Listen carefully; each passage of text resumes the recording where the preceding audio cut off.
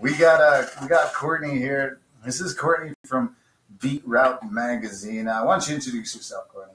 Hi, my name is Courtney Faulkner, and I am the section editor for Book of Bridge for Beat Route Magazine. It's kind of a play on the fact that there's so many Mormons living in Lethbridge, so it's kind of like the Book of Mormon, but it's the Book of Bridge. Yeah. Okay. I didn't make the title. I'm Mormon. I was baptized Mormon when I was 8. Yeah. I'm a double minority, hey? Double persecution. Not only were the Mormons like persecuted and exterminated and hunted, well, so were the natives. And I'm a native Mormon. Double persecution. All right. I'm double oppressed. Most depressed man on the planet. Most depressed man on the planet. I got All right, so Courtney, tell us about Beat Route Magazine. What is it? It's like a free magazine that's usually distributed throughout Lethbridge, but sometimes I don't get the magazine, so I don't get to destroy it. But you can read it online too. Yeah. It's been around for like 15 years. It started in Calgary, and it focuses on like largely on music, but it's like arts and culture as well. So I try to write about just anything that's really happening in Lethbridge, and that's why I'm at JessFM today, because I was interviewing you for Beat Route for your upcoming album release for Blood Risk Crew. Yeah, I just met Courtney. Courtney actually invited Jesse to do an interview. You had something to do with Flip Fest. Yeah, I was one of the organizers. So I taught yoga on the Saturday morning, and then I was just like volunteering and sort of like doing the coordination for that to happen. And what was Flip Fest? It was Lethbridge's first like femme and gender non-conforming music festival. So women and people who don't like fit within that gender binary can find it challenging to get into music because it's really dominated by men. Right. So it can feel really exclusionary, and so we wanted to create a space that was safe and welcoming for like those people to come out and perform and to be included. Right, and that's where Jessie Blackwater came in, right? Yeah. Yeah. For those who don't know, Jessie raps with Blood Risk Crew. She's a female vocalist, Indian princess, right? Indian dancer, singer, all around artist. But she was part of a panel that was called, you guys, I think the discussion was Women of Color in Music. Yeah, right? And so Jessie spoke alongside Mandy Fox and also Funyap and who was the other? Manuela. Yeah, Manuela from the Baby Fats. And so it was great. It was like I was telling Jessie after you left from the interview that it was really wonderful to like listen to other women speak about being in music, because I've like recently started learning how to play the drums, and I've always wanted to be in music, but I was always like kind of scared, or almost felt like I didn't really belong, because any of the shows I went to growing up as a kid, it was always like just white dudes playing music. Yeah. And I'm not a white dude, so I didn't really like think that I could be on stage, but lately I've been seeing a lot more women in music, so it's made me feel like I could be in music too. Well, it's really funny because we were sitting around and we're organizing for the another cheap plug, the Moses Lake Music Festival, and we were looking at our artists on there, like all the artists, and we started thinking about all the local artists from the Blood Tribe, all the First Nations artists on Alberta. And there's this big 70 to 30 percentage dynamic, 70 male, 30 female. Mm-hmm. And honestly, for me, it blows my mind because, like, in people's minds in our little masculine world, paternalistic world, women sing, females sing, right? Girls sing. So how come it's males that are doing all the rock and roll? What's going on here? Yeah. No, I don't know. I don't know. I'm thinking about that. Yeah. Too deep. The person that I'm playing music with right now, it's interesting because we're kind of subverting usual gender roles. So like I'm playing the drums, which is usually seen as like a masculine instrument. Right. And he's playing the keys, which is usually kind of seen as like a more feminine instrument. And so it's like I'm not like super versed in gender, but like, there is these gender roles, eh? Yeah, where you're like expected to be a certain way. I remember like I'm a big fan of Kid Rock, and I love this drummer. There's this big black lady, man. She's crazy. Her name is Stephanie. But yeah, I saw that too. I was amazed by it. So women in music. Yeah, I love working with Jessie. I think like when I first started making music, I had a very harder edge, and that was my style. Like I cussed a lot. I talked about drugs, alcohol, a lot of really the raunchy lifestyles of the res. And I didn't think that my style or my delivery would work alongside Jesse's, which is this beautiful melodic sound, harmonies, right?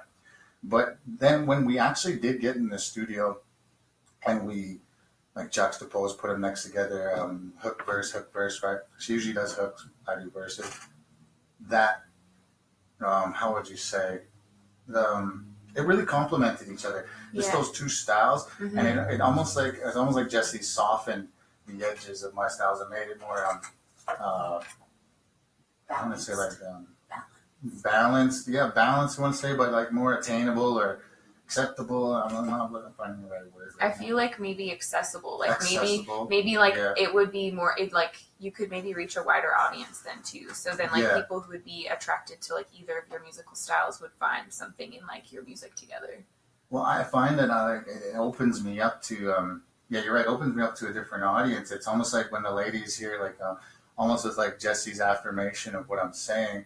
There's a female affirmation there to my harder edge lyrics, and it's almost like it's okay that we're talking about that balance, right? Male-female balance.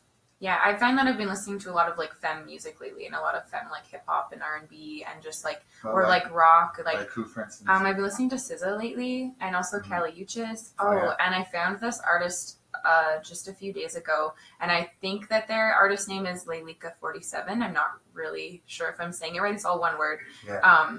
And like they're really fun. She kind of has like diss raps. Like one of her raps is like about somebody trying to call her, and then it's like, I switched that number up on you though. And so like this guy who's trying to booty call her like can't call her because she changed her number, and I like thought that was funny because I've done that before. So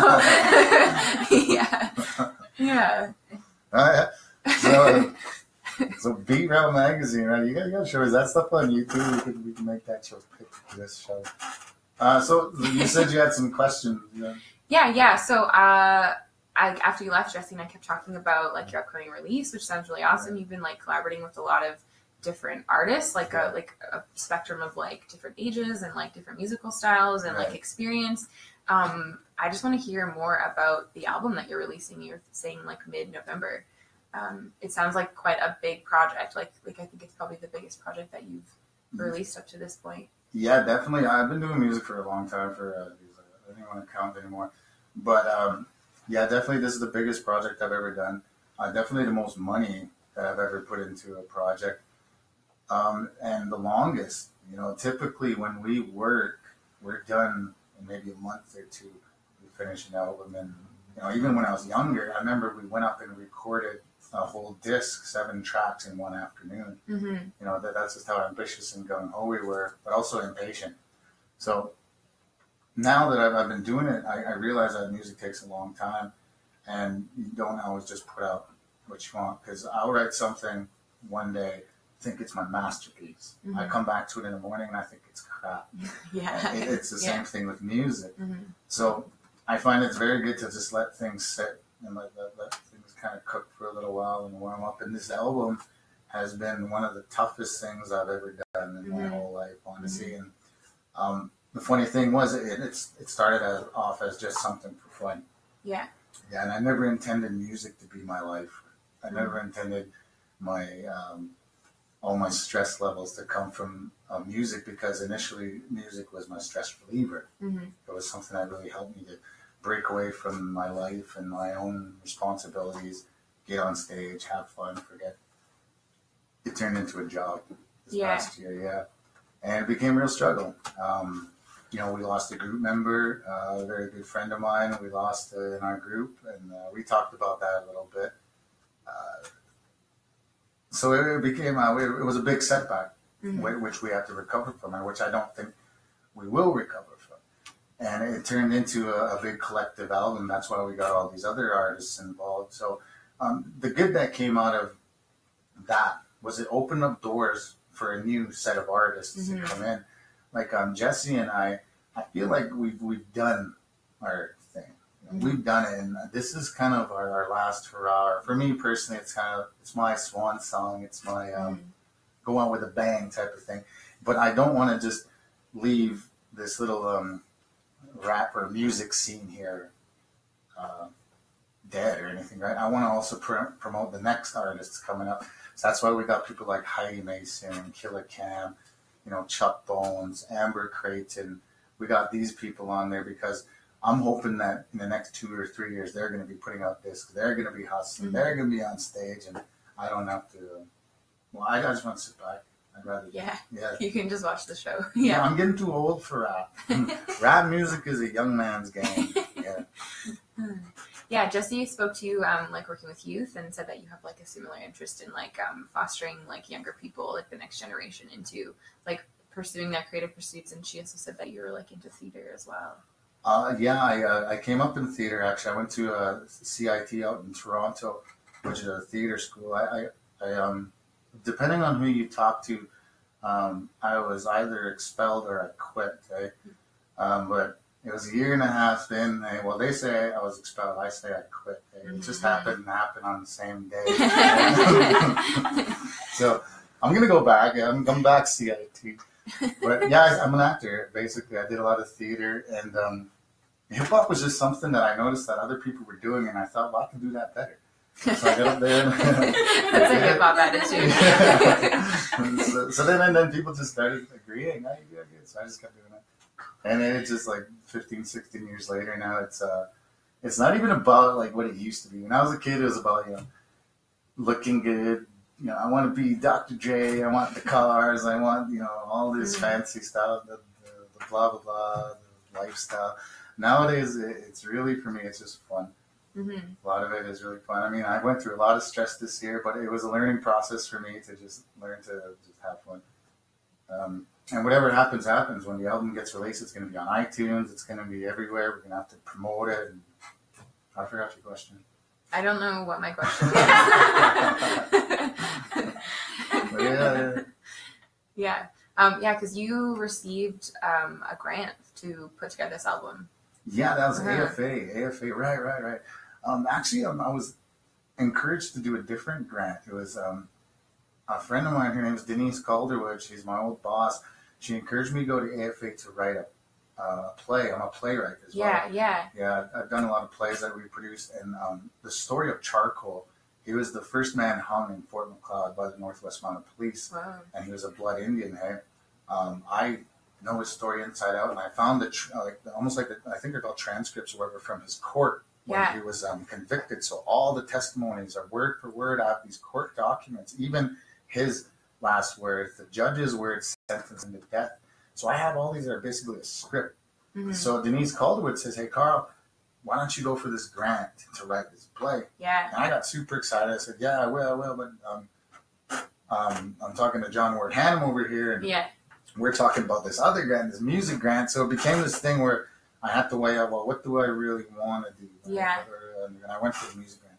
Yeah. And when we got it, it was actually, I wasn't surprised we got it.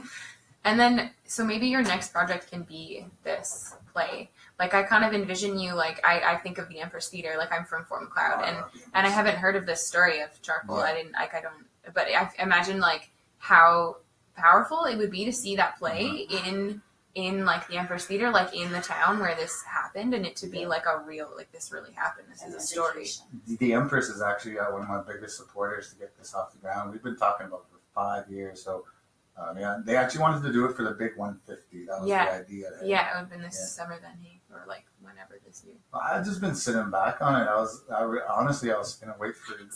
I was going to use it for my master's degree. That's what I was going to do. Yeah. So I've been sitting on this for a while. But yeah, so that's what I do. Music is just, honestly, just part of the stuff that I do. I mean, I love performance. I love community. Like the stuff we're doing right now. I love it. Performance, I mean, it's just a very, very tiny part of what I actually do. I mean, we do so much work, put in so many hours, so much money, effort for 15, 20 minutes on stage, you know? Yeah, definitely. Yeah, it's a culmination of all your work when you're up there. Well, for me, it's just almost like the finish line. So when I get on stage, it's like, I'm done. I made it here. Yeah. Nothing else matters. Yeah. And you sleep good at night. Yeah, then I sleep. I finally sleep. I actually don't ever sleep. I don't. No. Yeah. So, well, yeah, we got about 15 minutes here. Why don't you show me this song that you were talking about? Yeah, we're talking to Courtney from Beat Route Magazine. You listen to Tukk Live on JessFM.ca. So it's Leilika 47 LEI. LEI. That's and then One word. yeah, I think it's that one down there with the 47. Yeah. That says Lake Kelly. Lake Kelly. The song that I'm thinking about is like Alien. It's like, oh, there's her album on the right side there. It's Girl Gang, Milk, Morning, Miss Me, Washington. Can you go view all? Well, you all. Yeah, let's see if it's on there. So we're just looking at the track here, legally. Yeah. Go Aliens theme. Where is it? It's like that top one there. Alien theme based on a true story. Hopefully that's it. Right here. So this is legally 47.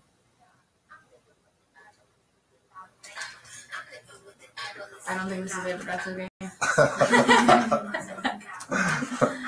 Oh, it's like Kelly then. I'm probably saying that. But this is totally her because apparently she always performed with a ski mask on. Oh, really? Yeah, and I was like telling my friend this, and I was like, oh, it's probably so she can just like hire somebody to like lip sync her concerts, and then she doesn't have to perform. She's the one that says like. She must get hot when she performs on stage. Yeah, I feel like you would.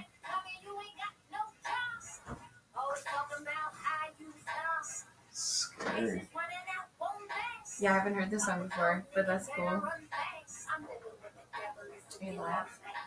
Oh yeah, we still Facebook Live. Oh, we're still in the video? Yeah. Chatting. All right, Facebook. Good night. We got one more segment. We got about 10 minutes to say bye. We're going to talk about Treaty 7 Day. We forgot about that. Remember, last show, world's going to end tomorrow.